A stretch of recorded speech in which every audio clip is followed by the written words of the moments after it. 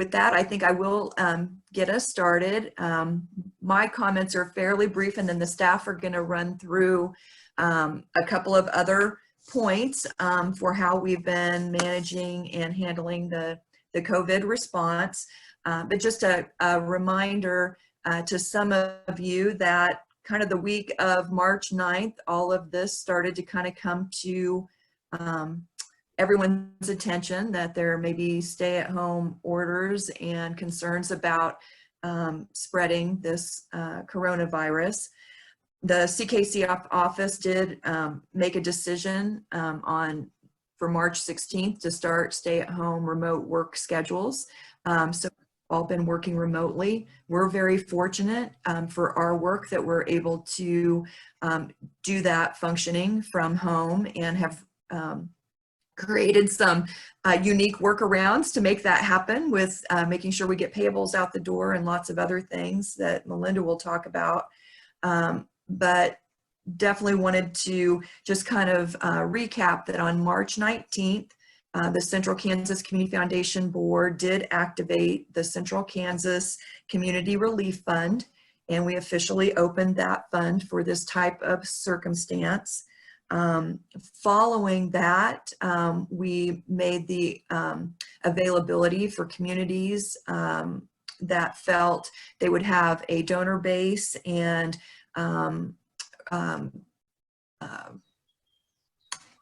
needs, more localized needs to support and meet, that we have opened since. Also the local Peabody, Hillsborough, El Dorado, and Valley Center relief funds. But other communities that are under our kind of jurisdiction, the Central Kansas Community Relief Fund will support all of those other areas as well. So just wanted to kind of reframe that. We're not opposed to opening up the individual funds. We just had some initial hesitancy to be sure there would be the donor base and the contributions to support, you know, opening the funds. We have, as I mentioned, been on the work schedule from home since the week of the 16th. That following week, we then were hosting daily Zooms for all of you and for our staff. We've since just went to staff meeting 2 times a week on Zoom, and then just doing our normal work and routine. These are certainly unusual times. The needs are impacting everyone. The broad-based impact of this epidemic, I think we're all recognizing on a personal as well as professional level.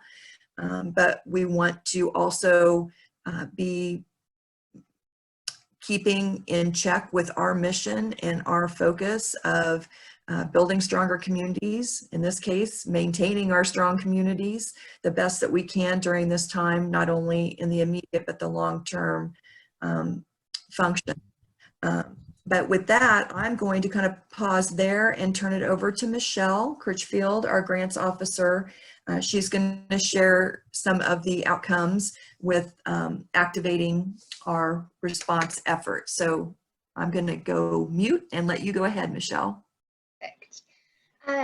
So as Andrew was mentioning, kind of in the middle of March is when this all hit us, and we really started to take action at that time. So around that time that we started working from home, we also opened a COVID charity survey so we could really understand the needs of the different communities in our service region. So that was pushed out on March 17 to over 400 charities across our service region. And I think we got, and I just got some responses this week even. We've had about 50 responses, 49, 50, somewhere in there. And those, I think pretty quickly we identified that there were some large deficits with organizations that we have worked with in the past, and there were a broad range of needs. So I think that's also where we were helping identify opening up other relief funds and things like that. So I think the charity survey really helped us in that phase of things. And that also led into opening up a grant cycle specifically for COVID-19 responses in our area. So we've been running that grant cycle near the end of end of March. I can't remember exactly when that opened at this point. But at this point, we've had about 62 applications that have been started. That doesn't mean all of those are complete, though. The application was pared down quite a bit from our normal grant cycle, so that way we could make things more accessible for our charities. And as of yesterday, when I looked, there were 38 completed applications that we have been working to review on in a couple of different rounds, as we're calling them. So we had round one grants towards the beginning of this month, and we are underway with round two. So Angie, Susan, and I have been working hard to kind of screen those applications and make sure that we're sending them to the appropriate communities and the appropriate review teams within those communities. So with opening up some of those funds in El Dorado, Peabody, Hillsborough, that brought in reviewers from those communities so they could help steward those dollars that were specifically for those communities. So I think at this point we have 5 set in place, and I think we're adding a 6th with Valley Center since that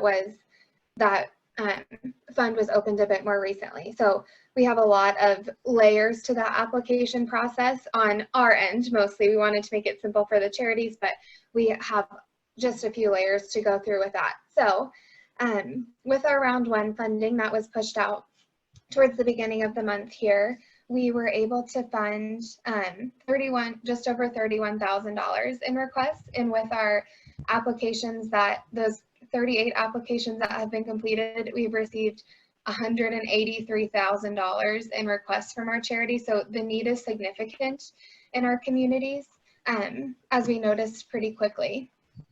And with our combined resources at this point, we have approximately $80,000 available for spending, and a lot of those donations are earmarked for specific communities, whether that be a donation in their relief fund to one of our communities that doesn't have a relief fund open, or in one of the specific relief funds like Peabody, for example. So we know we have a lot of resources. We have some resources to work with, and we're doing our best to divvy those out accordingly. So with that, I think we are definitely noticing that there's a gap in the amount of resources that we have available and what our charities are identifying they need at this time. So that's one thing that I just wanted to hit on a little bit, is kind of that spending gap that we have going on. And thinking back to our round one funding a little bit, we were able to reach organizations that were located in seven different communities through our region-wide Hillsborough, Peabody, and Harvey County. Those were our primary round one review committees that worked on applications, and we were able to grant to 12 different charities through that first round of funding for that $31,000. So we are, like I said, we're underway with round two. So hopefully those can be pushed out to review committees today, and then we can work on getting funding out to those communities towards the end of next week is our goal.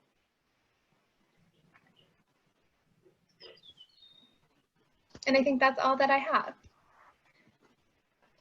Thanks, Michelle, for that update. Susan, if you want to just kind of give a broad-based overview too of how some of the processes are going and some of the partnerships and alignments that we're trying to establish. Susan, as most of you know, has our Heston director, but in the more recent years has taken the role of the CKCF disaster response coordinator since the Heston shootings, and then with our partnership, a funder out of Florida. So Susan, I'll turn it over to you now. Okay, thanks, Angie. It's really good to see such a nice turnout on this call. Thank you for joining in today. I think Michelle covered a lot of the reasoning why we would have those variety of review teams, just in summarizing what they are doing, but I'll just share maybe a little more that if you have teams through different geographical areas, those members of those teams would have a better idea when they read an application of what the needs are. They're familiar with the organization that is submitting the request. And so that would be the reason why we went that direction. A lot of the requests that we have received are for PPE equipment, that is a little daunting and even confusing to us. And we've had to dig deeper in understanding why that would be happening, because it's the information we've received is that they're supposed to be getting that from the national stockpile, and then that's passed down through the states and then down through the local county governments. Apparently those resources have been depleted, so some providers have requested PPE equipment that they are buying on the open market and wanting to be reimbursed for that, or have the funds ahead of time to know if they can make that purchase. One grant that I think is of interest to everybody on this call was made to Health Ministries, who serves a wide region, and they used that to make a purchase of sterilization equipment, which would then allow them to reuse gowns and things like that. So that was encouraging. There are some organizations that need operating funds. Others are seeking specific program support. We've had food requests appear in a number of applications. Those took top priority because that would be an immediate need. I think it's really important for all of us to remember that while our wider CKCF service area is blessed with a lot of not-for-profit partners doing a lot of important work, that most of those organizations have very little margin. So if they have a fundraiser that's been canceled, or they can't do specific things, client services that maybe are fee-based, if those are not happening, they don't have much wiggle room in their budgets. The other thing I want to just speak briefly about is that disasters normally have cycles. This will be considered, I'm sure, the largest disaster any of us will see in our lifetimes. Normally, when you think about disasters, most of us would think about an incident that was weather related, maybe a chemical spill in a community with rail or something like that. And so in instances like that, you have immediate needs. Tornado comes through the town, people immediately need shelter, or there's a fire, people immediately might need food or housing. And then you look after that as mid to or short to midterm recovery, and those are things that would come along maybe in a couple of weeks or a couple of months. And then the final phase of a disaster cycle is long-term recovery, and those kinds of needs will be the mental health concerns, how to restructure things within a community if there have been business closures and things like that. The reason why the COVID crisis is so incredibly daunting is it has no end. If a tornado comes through, there's an end. There's still work to be done, but the storm is over. But we're in this storm now, and it's gone on for a number of weeks. And I think all reliable science sources will tell us that we will have another season again late in the calendar year and early in 2021. And so I think that makes it vastly different, because the disaster cycle is ongoing at multiple levels. There will be some communities or some parts of the country that will be ready to move into long-term recovery work, while others are still just dealing with immediate needs. The fact that we are more isolated and have lower numbers, if those can be maintained, I think it will help us move through the recovery process more efficiently. But again, there are very, very many unknowns. And the other thing that I do think it's very important for us to think about is we still have to remember that all of the other potential disaster things that could happen in any of our communities are out there. We are not through severe weather season. I just pray that we do not have any issues with severe weather, but they could very likely happen. And so your communities need to stay in communication with one another and be ready for that. If there's anything that I can do, speak with a group or give you more information, just let me know. But we're going to go the distance on this, and we do have good partnerships with people from across the country that have deeper levels of experience in recovery, and they are a really terrific resource for us. Plus, this CKCF team is under strong leadership with good people, so I'm lucky to just be a contractor and working with them. Thanks again. Thanks, Susan. I think, too, not only with our prep award that's been allowing us to have Susan involved with us. We also have local funders that we've done some outreach to our United Ways and several of the communities in the region that we serve. We reached out to Showalter Foundation in the North Newton area. If there's other funding relationships that we need to just reach out to, just to say there might be an opportunity to share resources or share needs, please let us know. It's an area that we kind of tiptoe around. We don't want anybody to feel like we're trying to invade their space or their work, but I really feel like collaboration, much like with our Harvey County commissioners, of the 80-some thousand dollars that we do have available, 50,000 of that I think really definitely needs to be shared, that is from the county government in Harvey County. So that has been a key element of gifts to respond to the relief effort in Harvey County. So it's restricted to that county. And there's been, at the moment, a little lesser response from donor base for this effort. And so with that, I'm going to turn it over to Ashley Bridgman, our communications associate, and she's going to share a little bit more about how we have been working with CKCF and all of our affiliates on communication efforts and how we're available to do even more if you so want us to. So Ashley, if you want to pick up from there. Great. Thank you very much, Angie. Yes, so starting on March 17th, we began using Constant Contact, and I'm going to start there as our primary contact method. So if you are not receiving Constant Contact, well, our Constant Contact messages, we're going to be using those for all of our affiliate board communications, as well as our newsletter communications to donors and other key important publics. So if you are not receiving those, please check your junk mail folders and approve those for receipt into your inboxes so that you can make sure and receive important contact information from CKCF. We have released several news items since the beginning of the COVID pandemic, since it sort of became a thing in central Kansas.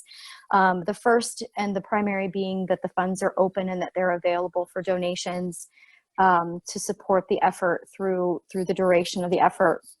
And also that we had granted the significant amount of money, the $31,000 in round one. And we made that specific to Harvey County because that was our very first round of granting. Also, we continue to just talk about the funds being open, promoting donations to the funds, and talking about the need. So we're doing that. And in addition to that, we developed the COVID resource for the webpage. So any resources and updates for charities and affiliates are on there. You'll find the recording for this on there. So if you have questions later, that will be there in addition to the fund, the link to the fund, donating to the fund, and also the grant application. All of those things are on there. So if you know of your charities that are looking for that application, direct them to the COVID page on the CKCF website. As I mentioned, we are currently promoting the funds and the need, and I think we're kind of running into an interesting conundrum where Angie had mentioned that we don't have a lot of private donations to the fund, certainly some strong ones through our funding partnerships. So I am actually working on putting together sort of a perfect storm, if you will, like talking about the funding gap, as well as the economic factor, because I think that's really important in looking at, you know, future, what do we anticipate unemployment being like, where will the greatest need be, and kind of trying to identify some little pockets where those are located. And that's going to be a little bit of a longer process than I had anticipated because I'm just talking to a lot of different people, some experts included. So that's happening, but also then on the other side of that, talking about the grants that have been funded. I think it's all part of an important story of showing need and then showing responsibility in our granting. So I'm putting some things together for that. And I am certainly available to work with any of your foundations in communicating need or communicating, fund and promoting the funds that are open and then asking for donations. So certainly I'm available as we move forward to, as a resource for you to raise money for the COVID relief effort in your specific communities. Great, thanks, Ashley, for that update. I want to kind of pause here. We have a couple of other just normal business of the foundation that relates to the affiliates. We want to update on accounting services, scholarships, and just a general affiliate relationship through Becky. But want to pause here, and just those of you that are participating that have questions about the COVID response effort, needs that you have, questions that you have, I welcome opening that up to you all now. Can you clarify if, like in, say, the gospel community, we have $1,000 that's donated. Are the gospel requests limited to $1,000 and that's all handled in gospel, or does the $1,000 get mingled together with CKCF? Need resources? How is that allocated out? I'm not quite clear how, can the gospel, like if there's suddenly $10,000 worth of need that's ranked or goes through the process, are there resources outside of the Gospel Community Foundation that are available then? Excellent question, Dwight. Yes, when we activated the regional fund, it was our intention those dollars, unless specially earmarked from a donor, be reserved and used for the community of which it was identified. Yet we wanted hopefully unrestricted funds to come forth for utilization for whatever the greatest needs were. So where our Central Kansas Relief Fund has not been inundated with a lot of donations, we are doing our very best as the teams are ranking and reviewing the applications to look at what need was presented. It was a higher priority identified, what local dollars are available, and then what do we have from our other resources. And in round one, we did that the best that we could with the resources we have, and we're anticipating that as well. In round two, that's just getting started, as Michelle indicated, we certainly just with our group, and as Ashley has commented, to try to do a little bit more promotion, we are not getting an influx of donations like in other circumstances. And my gut just tells me this is a situation affecting all of us, and people have some concerns that have been laid off, are furloughed, are in other personal circumstances that thinking about contributing to charity isn't as high of a priority to help the neighbor as in other circumstances we've seen in the past. But overall, yes, Dwight, we want, however we can best match resources, we will want to do that. You're not on your own.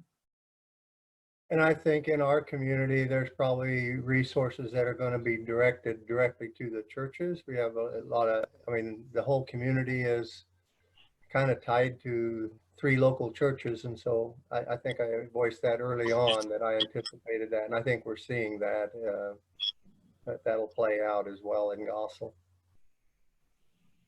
Great. Thank you. Yeah. Yeah, I have a question.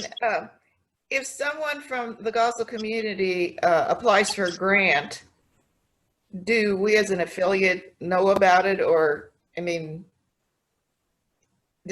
goes through Central and they do the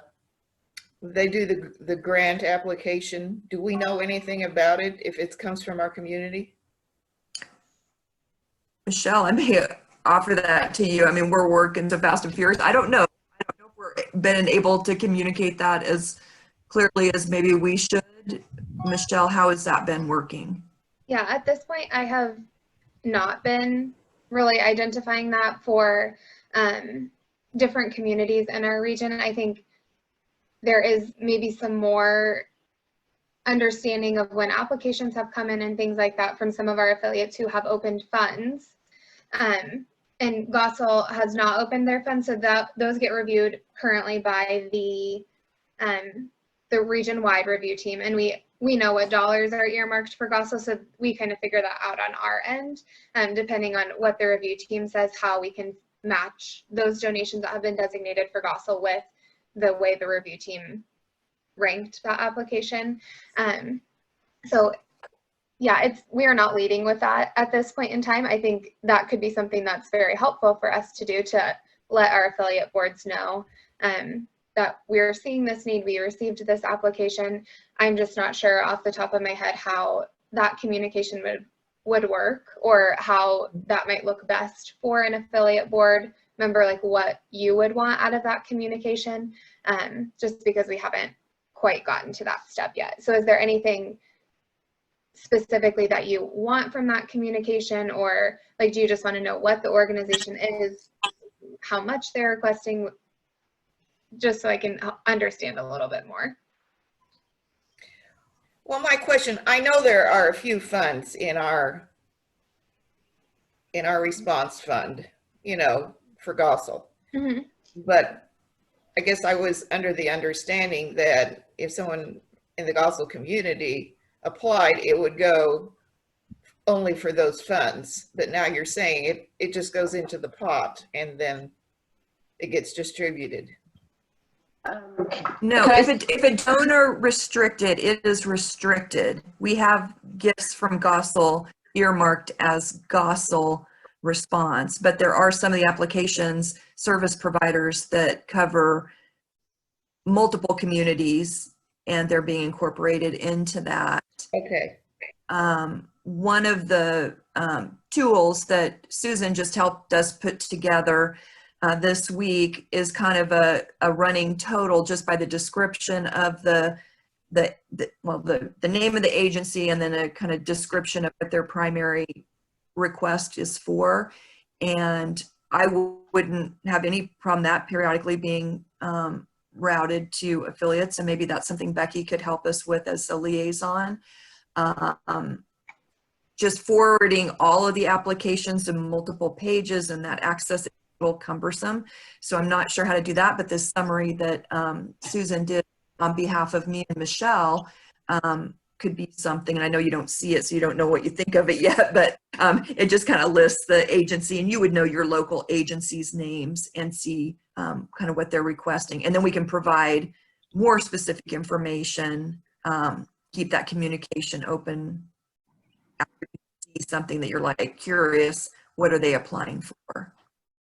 So who on, like, if they use the Gossel restricted, I mean, the Gossel emergency funds, who scores that and makes those decisions then? I'm not sure if I totally got your question, but we had kind of made the decision that a local fund would not be activated unless there was around the 3,000, 3,500 minimum in the fund, due to, that's just our expendable fund kind of policy right now. But if larger gifts were coming in, that's what we kind of identified was a better tracking mechanism to open the local affiliate relief fund. Now, when you say open, are you saying open for granting? Is that what you're referring to by opening a local fund, or what do you say? What, define that a little clearer. Sure. All of the affiliates, after the Heston shootings, we had some funds that were able to be utilized to create the shell for community disaster response funds. And I believe everybody has one. I think Becky, right? I think everybody got through that work with their boards to have that shell ready to go. So that's what we're talking about when we're talking about activating. It's specifically activating that local affiliate response fund.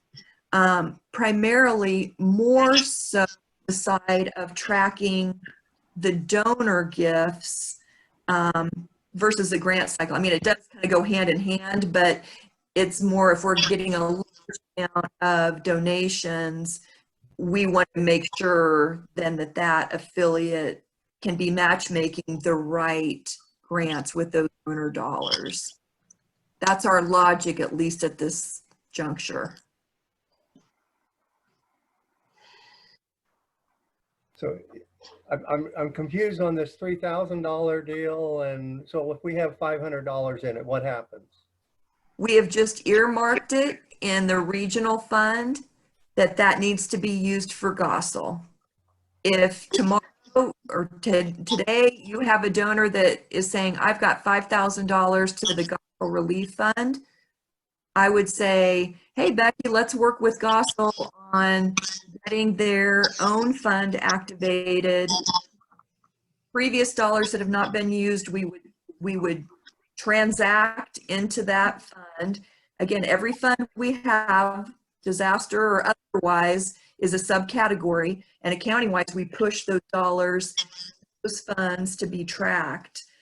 So if there were $5,000, that would be more of a make sense action for your community. With less than 1,000, I've had the hesitancy of activating, 19 funds for us could be a potential. And again, we're a small staff, not to always bring that up, but we don't have the bandwidth either to manage some of those protocols. So we're trying to be open to what we can realistically happen, but still serve you.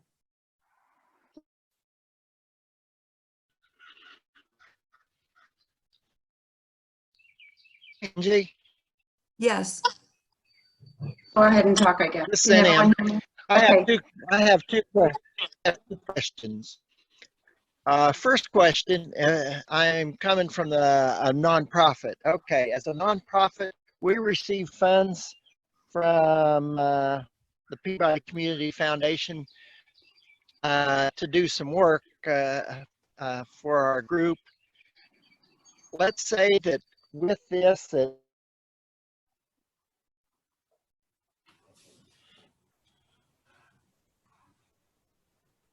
I lost you in I'm going in, but we can funds or say don't need to. NM, you're not coming in clear enough for us to understand.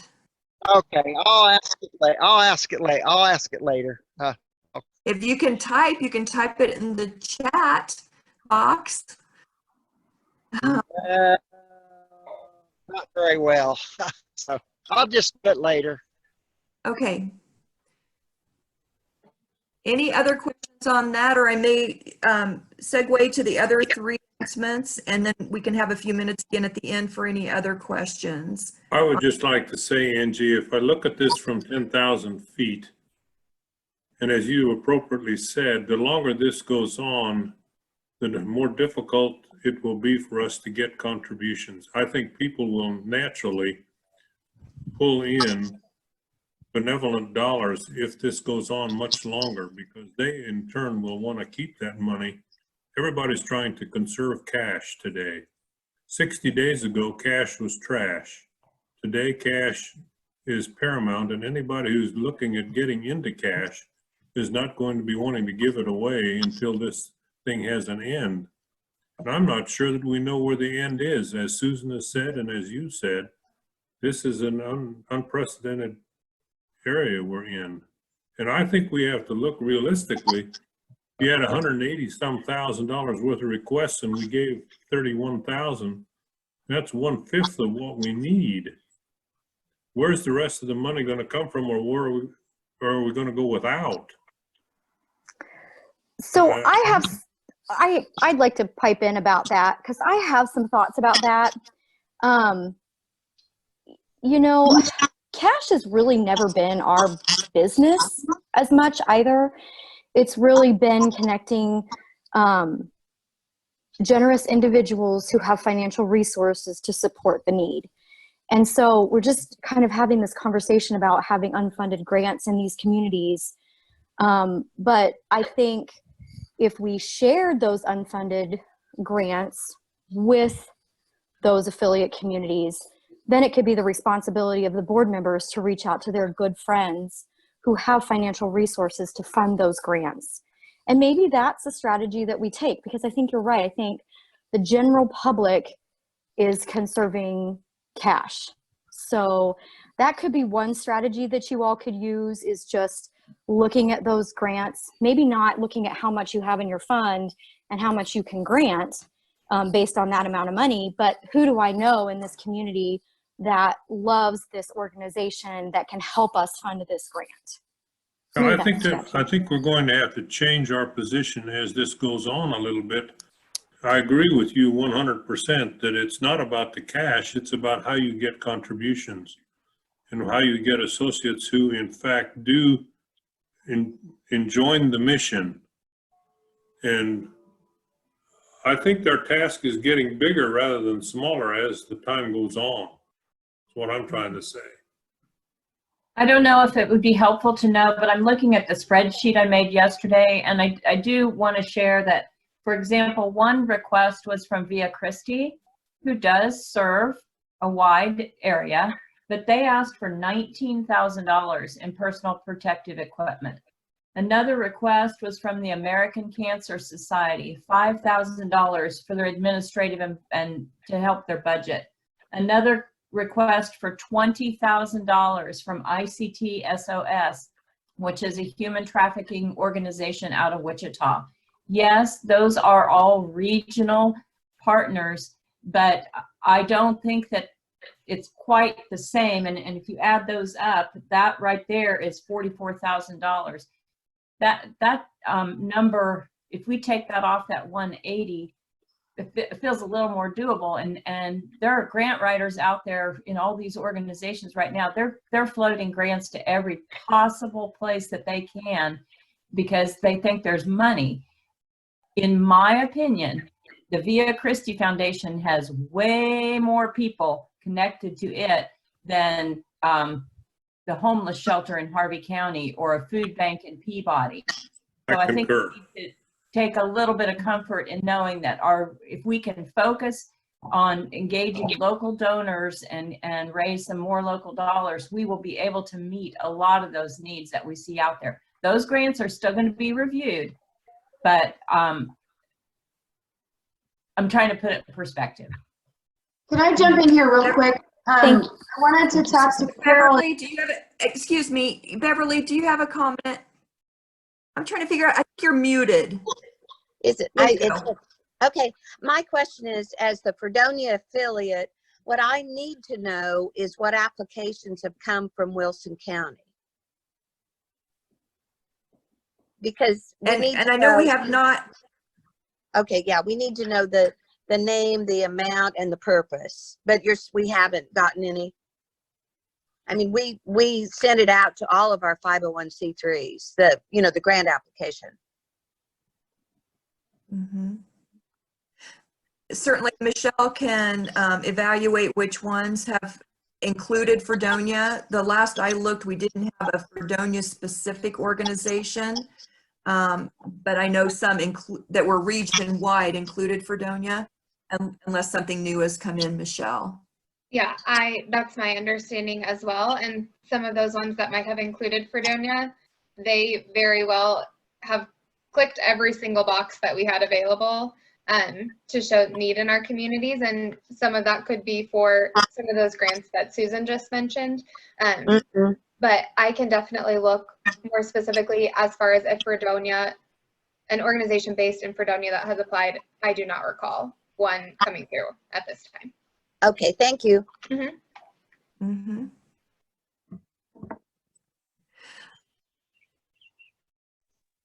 I'm going to ask just for some normal business updates here, and then we can come back to question and answer.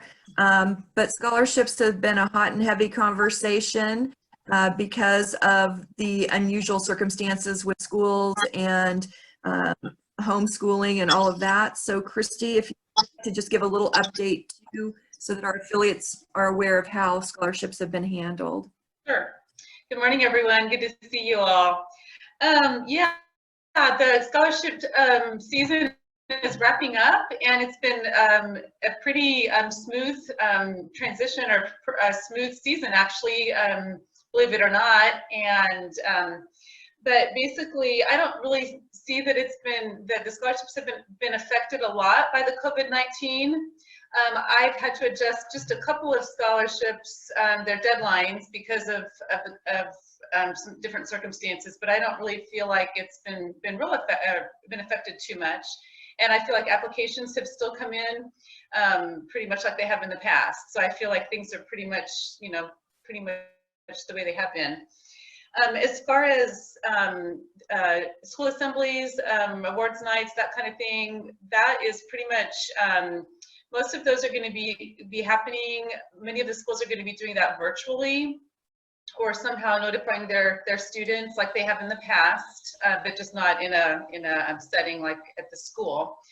In some cases, I will be notifying the students because the counselors would like me to do that. So we're kind of working out some of those details as we name the rest of the recipients. And then as far as at this point, this summer, I will be, checking students' due diligence and making sure that they are actually enrolled before I proceed with sending their scholarship checks out. The unknown about the fall schedule as far as school, that type of thing, is a bit up in the air yet, but I'm guessing there'll still be the online option for students. So either way, they will still get their scholarships. So things have been smooth, and I feel like it's going remarkably well. So that's pretty much all I have, Angie. Okay, yeah, it's just been one of the more normal aspects of the flow of work that's been happening. Christy's kept her head down on that work. Just kind of a nice story in regard to COVID. Many of you may have read some articles where there is concern because of the online course scheduling happening for campuses across the United States, that there's concern if students will enroll next year and continue their higher education. And one of our donors that had an expendable fund that typically only got a few scholarships decided to fund several more students this year with the hope that they would continue to enroll and go forth with their education regardless of how the campus or online education process goes. So we're trying to be responsive to those inquiries and requests, and when it was an expendable fund, Christy was able to accommodate that for the donor, which I think is pretty remarkable. Angie? Yes. Angie, this is Em. Hey, has everybody seen that this Kansas State trade? The what?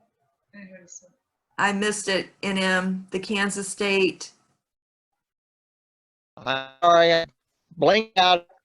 Can you hear me now? You're just really crackly, NM. I'm so sorry. I just don't know that your connection's gonna make it. Okay, the Kansas State talk. Okay, Kansas State Treasurer is giving the $2,500 scholarships out. You have to nominate students, seniors. Okay, I had not heard that. This Treasury is offering $2,500 scholarships to students that are nominated. Maybe you could send us that link. We could add that to the COVID response website link, NM. I heard about that just last night from a friend. I was going to do a little research on that just to find out more about it. So I think there's 4 different, the way I understood it, there's 4 different, Kansas is divided up into 4 different regions, and they're giving like 20 out for each of those regions, something like that. If it's the same thing that he's talking about. So, okay. Pretty exciting. Great link for us to put on your scholarship page and also the COVID page. So if you can do that research, Christy, and get that information to Ashley, we can get that posted. All right, Miss Becky. Good morning. I'll just be brief. I've had several Zoom meetings with boards. I can host them. It's going well. So if your affiliate board wants to get together, let's make it happen. The thing related to COVID that I just want to stress, it's related to COVID, but yet it's not. This is a very important time for the affiliate boards to be the convener and the go-to source for funding. Maybe somebody contacts you and says, I want to give to the food bank, and you simply say, write the check to the food bank. But if they want to know about needs in the community, this is the time for the affiliate board to engage donors and also know what the vibe is among the charities about their needs. So just want to push that out there one more time. I'm helping various treasurers get into C-suites, and that's still a little bit of a work in process, but information is definitely there for board members for board chairs and treasurers to look at that platform for accounting. Yeah, reach out if you have questions or anything I can do to help you, but I don't have a lot more to share. Yeah, thanks, Becky. And I'll just share, Becky's been a great connector between the affiliates and Michelle and Susan with the COVID response. So we just need the connection between the local board with Becky to let us know other needs or concerns, or get the information that, you know, we're maybe lax in providing. She can be a great mediator to let us know, so that, again, grants that are coming in to Michelle can be more clearly identified to you and your local group. But also, not to forget, business as usual is still going on. Even in this process, I've been doing planned gifts with donors. They've actually been very responsive to Zoom. People I've never met before, and the attorneys have referred them, and I'm visiting with them. So it is still very much business as usual. A potential new scholarship in Hillsborough was written up and will go before their board in May. So don't forget, there's still just normal business as usual that we want to carry on and continue, and not be drugged down as we're feeling overwhelmed, because I can pretty much do a temperature gauge for everybody. Everybody's a little bit stressed and overwhelmed, and it's awkward working from home. It is not the same connection with, you know, our colleagues. And for those that are out in the communities working, our bankers and our restaurateurs and our other people that are working, our grocery store folks, we really need to give them applause, because, you know, they're risking a lot and working very hard on our behalf when we're in an awkward situation. So please continue to remember that, because our for-profit community is very vital to us. They're typically our sponsors for a lot of our activities and events at the foundation. And in one conversation I had, there was some question about, well, the for-profits, they'll make it, they'll do their own thing. Well, they are struggling. That impacts us as well. So just keep those things in mind. I mean, it's a system. We all have to work together for the greater good and the strength of our community. So I really want, as I have an audience today, to say that again and recognize all of our sectors of our community, our government, our education, our business community, and our social services all have to work together. Now I'm off my soapbox. I'll turn it back over to Melinda to share a little bit more on the accounting, and then we can take some more questions. Oh, did you have a quick question? Hello? Yes, Beverly, did you have a quick question? Yeah, I just wanted to emphasize that right now, you know, banks, local banks are working with the payroll protection program, and they just put more funding to that. But nonprofits can apply for the payroll protection program, and that would be fundamental to their operations. Absolutely. We, in fact, applied as well. Good. Yes. So a very positive resource, and certainly we have had some of those communications, but Ashley, that might be something else and just another one of our blips out that we're reminding nonprofits that they're on that checklist. Right. Good point.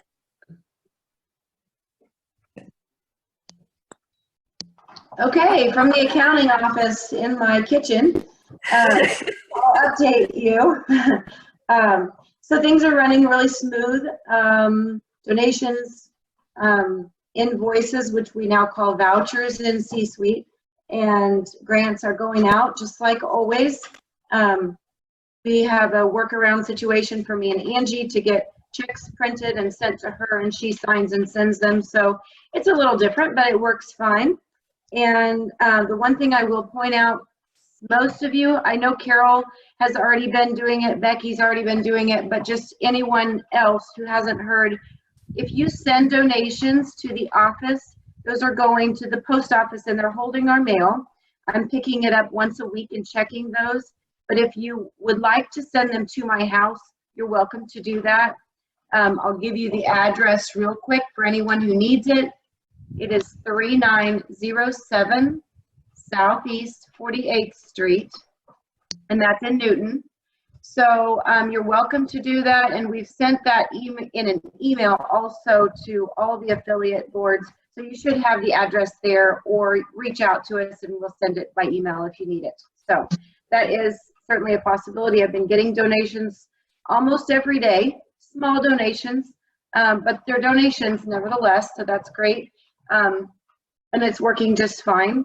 I'm earmarking those or anything that's designated, I'm keeping track. I designated in the system, we put notes in, and then we are also keeping that through a spreadsheet so we can for sure keep Gossel's money for Gossel and Marion County's dollars for Marion County. So that is being tracked, and we are doing that very diligently to make sure that that's taken care of appropriately. As far as anything else, I am excited to announce that I have printed the whole entire first quarter of donor receipts. I know that you usually get them every month, but because of C-Suite's conversion, and I think I built 115 different template letters so that we could have our letterheads and everything on there like we're used to. And they are uploaded and now printed for the first quarter. They should go out in the mail today. We're very excited about that. I'm very excited about that. The other step, we've been on many calls with our CSM with C-Suite, and they're absolutely fantastic. We could not be any happier with who we're working with there. And I believe by the end of this week, we will have fund statements available on the portals and sent out as we need to. So again, we're very excited about that with the help of our CSM at C-Suite and Angie and I working diligently at that, and everyone at the office. As far as these times and how stressful they are, the one thing I will point out, truly believe that if we had not converged over to the C-Suite when we did, we would not be able to do what we're doing right now, because it is why we are able to do what we're doing from home and still keep business as usual like we're doing. So that's all I have. If you have any questions, feel free to ask here, or if you don't want to ask here and want to reach out, I'm looking at my computer almost all day, every day.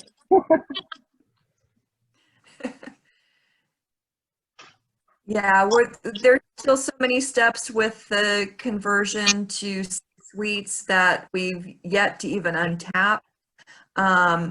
It is an amazing product. One of those things you wish we had done 5 years ago, but we just weren't able and ready and financially set to do it. But it will serve us so incredibly well as we go forward in the coming year with the resources that are available in that system. So just bear with us as we keep learning and training and providing resources through that new application. But with that, I will open it up again to other questions, just final thoughts. I have a question. Yes.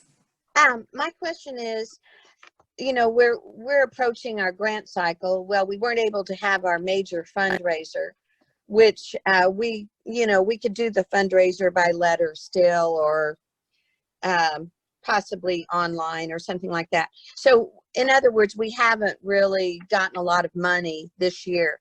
But my question is, if we do have a fundraiser, which we could title as the Community Disaster Relief Fund for COVID-19, for example, then can those grants go to charitable organizations for operations if we would title it that, in our kind of, rather than our normal grant cycle has been for all kinds of different projects?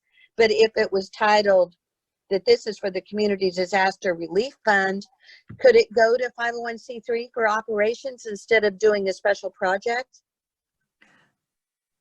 We have never had a limitation on supporting our charities for operations. So Okay. I say if you all are comfortable with that, I'm the first one to always support operations, because it's that missing piece. If you don't have the people and the foundational components of overhead, how do you do the service programming? So I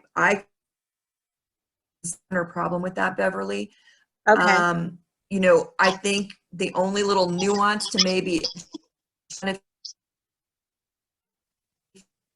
the long-term relief aspect of your fundraising for those.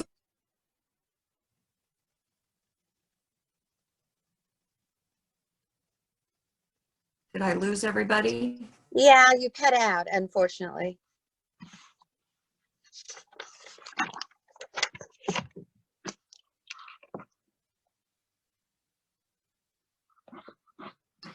Your connection is not good, Angie. We can't hear you, and you're frozen.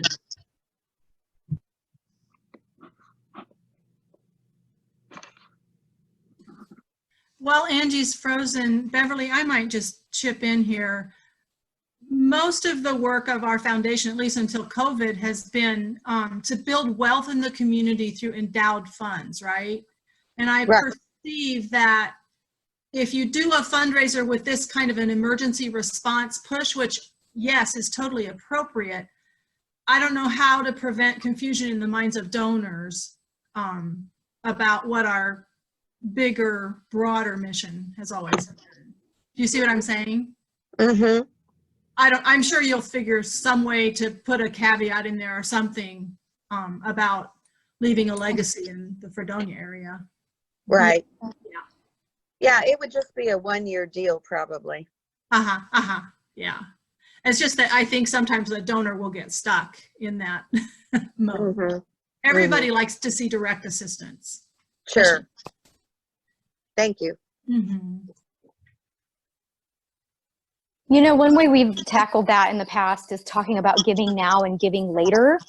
So that may be something that you can use as well, Beverly. You know, give now for COVID efforts, but give long-term for the support of your community. That might be something you can use. Okay.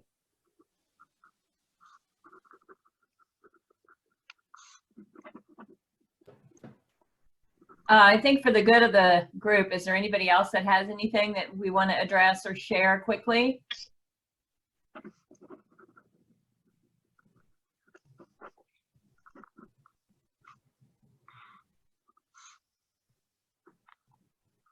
So should we end this call? Bye-bye. Okay. Thank you. Thanks, everyone.